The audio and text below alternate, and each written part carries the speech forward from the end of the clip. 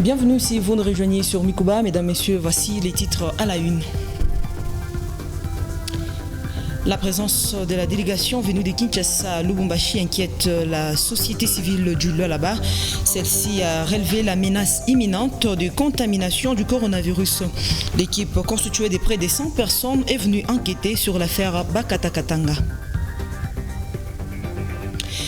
Dans l'actualité également, le ministre provincial des Transports, André Kakota, a effectué une visite d'inspection à l'aéroport national de Kolwezi. Cette piste est en dégradation. Les détails sont à découvrir dans ce journal.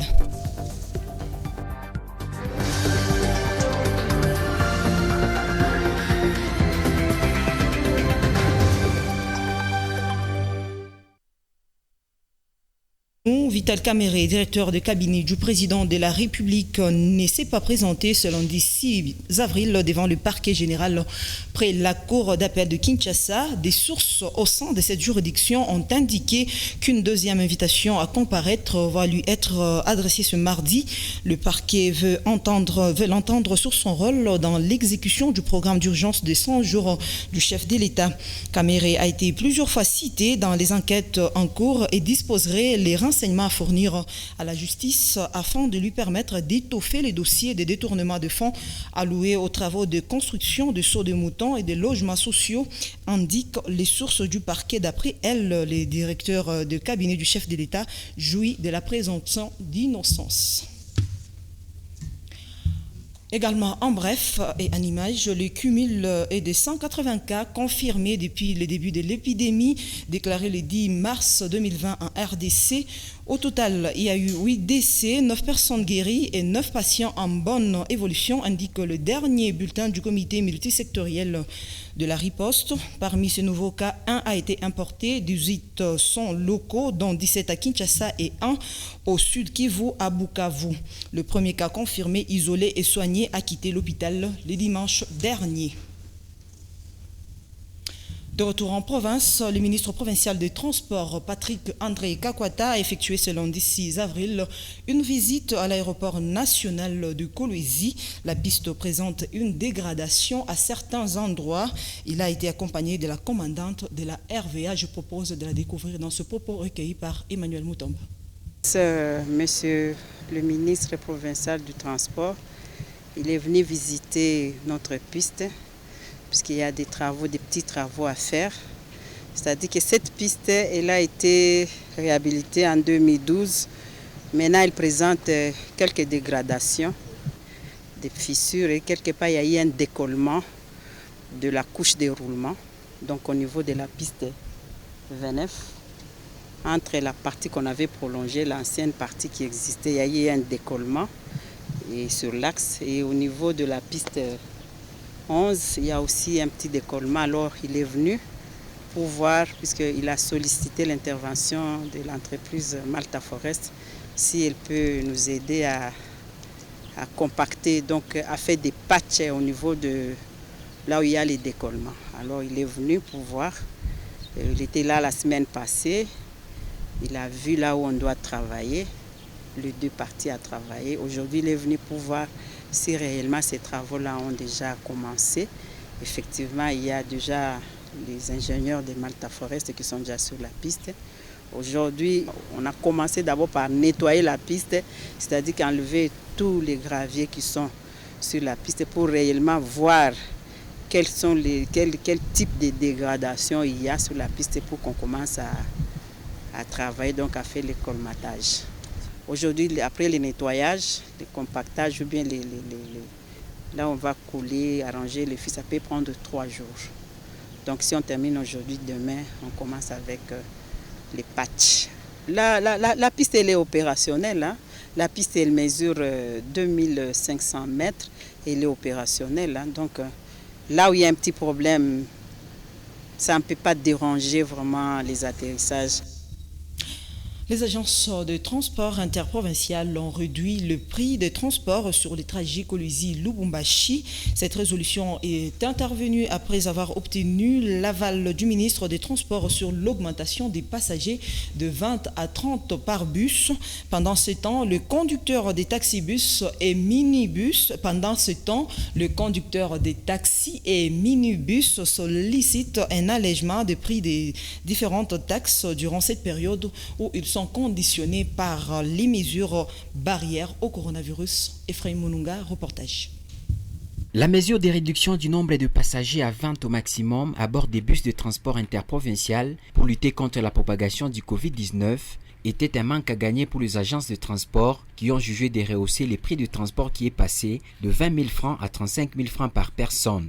Pour harmoniser cette situation, l'État, à travers le ministre des Transports, a allégé la mesure, autorisant aux agences d'augmenter le nombre de passagers à 30. En contrepartie, les agences ont rabaissé le prix de billets qui passe de 35 000 francs à 25 000 francs congolais.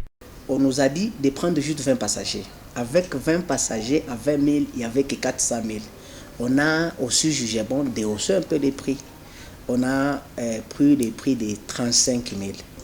On a essayé aussi de négocier avec le ministre du Transport, qui lui aussi nous a écoutés et nous a ajouté 10 passagers dans les bus.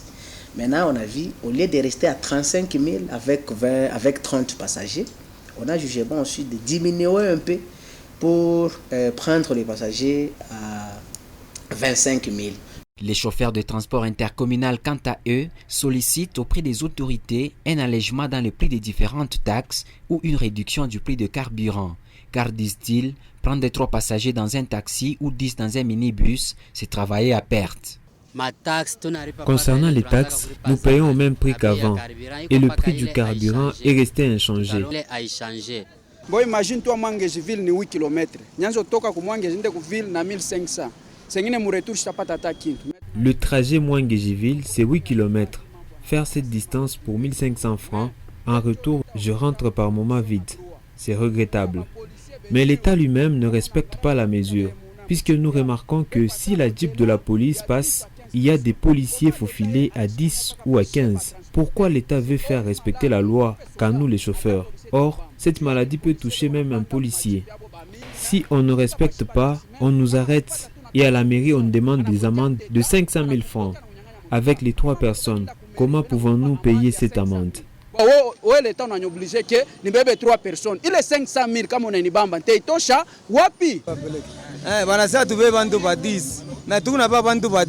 Nous prenons 10 personnes, mais il n'y a ni baisse du prix de carburant, ni baisse de taxes. On ne gagne absolument rien. Nous sommes des véritables perdants. La réduction du nombre de passagers dans les véhicules fait partie des mesures barrières à la pandémie du Covid-19.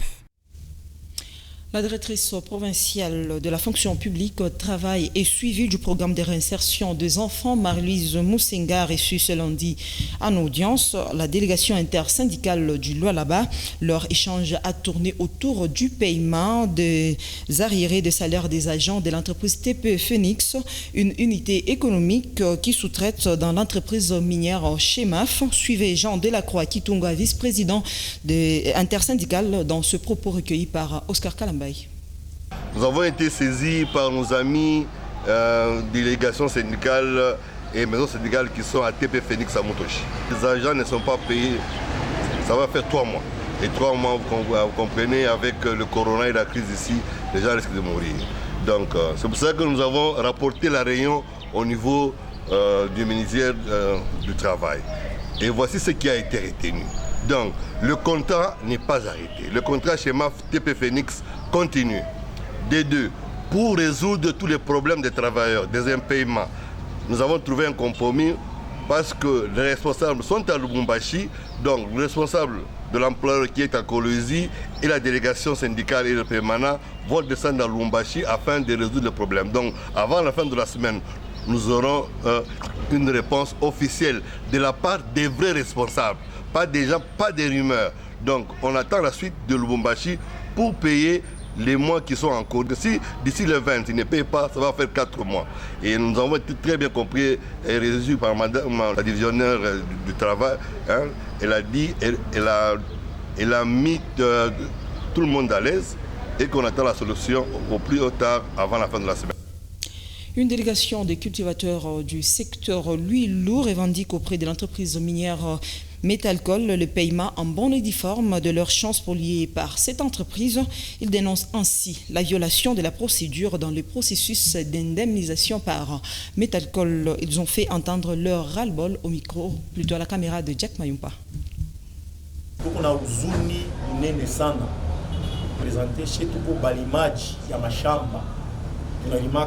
Nous sommes indignés parce que nous sommes des cultivateurs dans le secteur Luilou, précisément du côté Kaloulou. Et l'entreprise Metalcol a mal procédé à notre indemnisation. Pour respecter ma norme,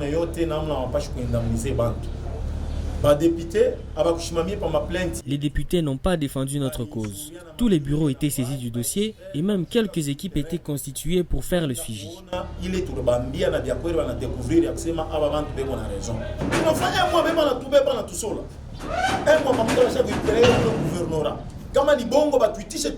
On est oublié et cela fait déjà un mois. L'affaire est gérée au gouvernorat et nous connaissons ces personnes qui empêchent le bon déroulement du dossier. Chef Mujima, n'oubliez pas que je suis un chef coutumier. Est-ce que tu n'as fait un membre pour je sais toucher au gouvernorat, ma papier yoyi. Nous avons même été au gouvernorat et les preuves sont là. Nous avons plusieurs cas, notamment les viols. L'entreprise a donné des faux billets de dollars à des vieilles mamans. Ma papier ni rebakia, kukumaka ya ma viol. Le maman a dit ma chamba yake presque il a fait un hectare, il a msaidia. Balam Gabriel $7.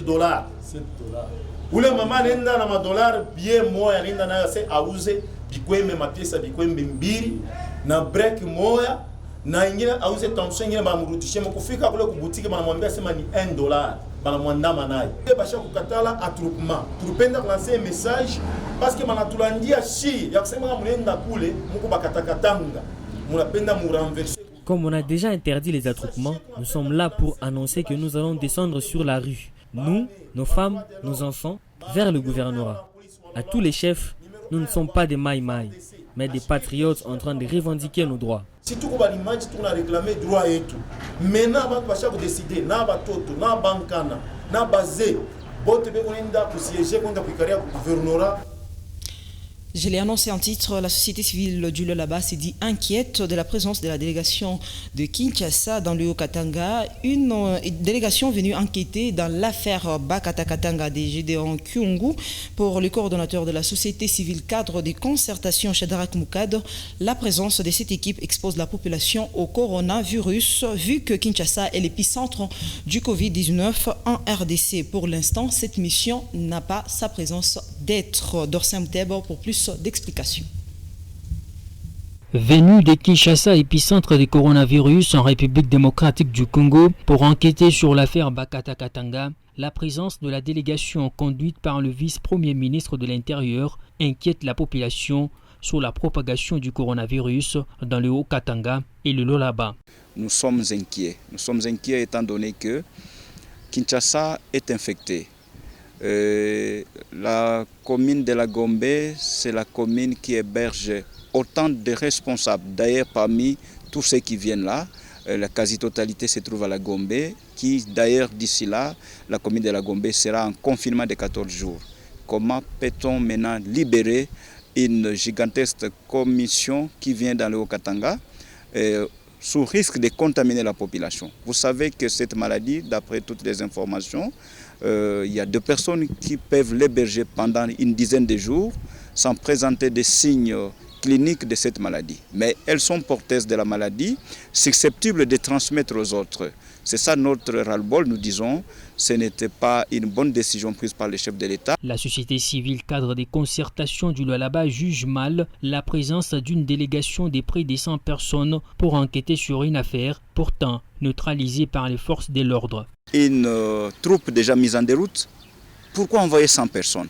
Est-ce que les 100 personnes sont tous expertes? Quand on envoie un grand groupe, il n'y a pas de travail, vous savez. Il n'y a que quelques personnes qui vont travailler. Nous saluons les forces républicaines, les forces de l'ordre qui ont réussi à mettre en déroute ces forces irrégulières. Donc il était question pour nous le chef de l'État aurait confié la même mission d'enquêter, faire confiance aux mêmes services qui ont mis en déroute ces forces irrégulières pour, sous son commandement en tant que commandant suprême, que ces gens fassent les enquêtes, établissent les responsabilités et lui fassent les rapports dans les soucis de protéger les populations de l'arrière-pays que nous sommes, parce qu'aujourd'hui c'est une grande inquiétude par rapport à cette population qui vient de Kinshasa. L'OMS dit que toutes les zones infectées doivent être empêchées à tout le mouvement. L'heure est grave, a dit Félix Tshisekedi. La situation sanitaire inquiète. La priorité des priorités pour l'instant est de combattre ces virus et en empêcher sa propagation, souhaite Shadrack Moukad. Il y a des responsables qui peuvent rendre service, mais une centaine. Pour faire quoi?